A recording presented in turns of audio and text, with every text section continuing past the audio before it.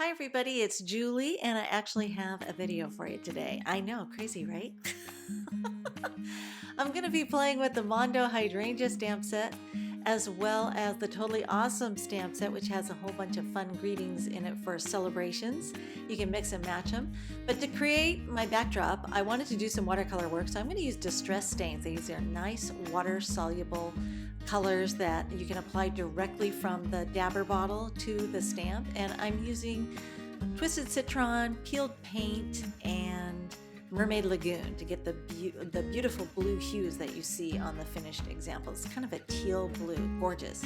So once I have it all inked up, you don't have to spritz any water. That's the great thing about the consistency of the distress stains. They're perfectly watery to get this effect, and I'm stamping straight down onto the smooth side of some watercolor paper. This is 140-pound watercolor paper by Canson, and I did the same thing to the leaves. I inked those up with the distress stains. Didn't need to spritz anything with water. But now that I have this wet paint on there, I can come in and carefully take my Pentel Aquash water brush. This has a reservoir that holds water in it, and pull the color out. I don't want to use so much water that I obliterate the details of the image, but I'm just very carefully doing some shading, and I'm leaving some white spots, white space on the image there to create an effect that looks like I actually hand watercolored the whole thing, even though I cheated. So while that's drying, I'm going to go ahead and take some of these sentiments from the Totally Awesome stamp set. And the great thing about these, like I said, is you can mix and match these to come up with different combinations. And so I lined up two of the sentiments that I wanted to work with together on the same block. And then I'm going to prep the vellum cardstock with an anti-static pouch and ink up with some VersaFine Onyx Black. And this will enable me to emboss my sentiment here.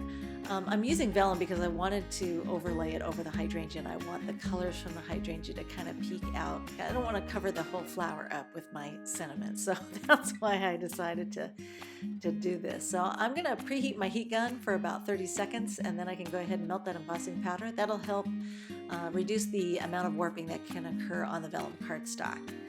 Now I'm going to take my watercolor panel, now that it's all completely dry, and mount that to an A2 card that I already had prepared. I actually creased the fold line there with my Teflon bone folder, so that'll have a nice crease and lay flat. And then I decided I wanted some texture, so I'm using distress paint. Now this is a little bit different than the stains. It's a thicker paint that's more like acrylic. And I'm going to tap that onto the block and then flick it right off the surface of the block exactly where I want it onto my card front, and then I let that dry completely. And then I forgot I had turned the camera off, but I took my vellum sentiment and used some washi tape to anchor it down onto my card front, and then I had a die cut word from the positive word set. I die cut it from some black cardstock and glued that over the top.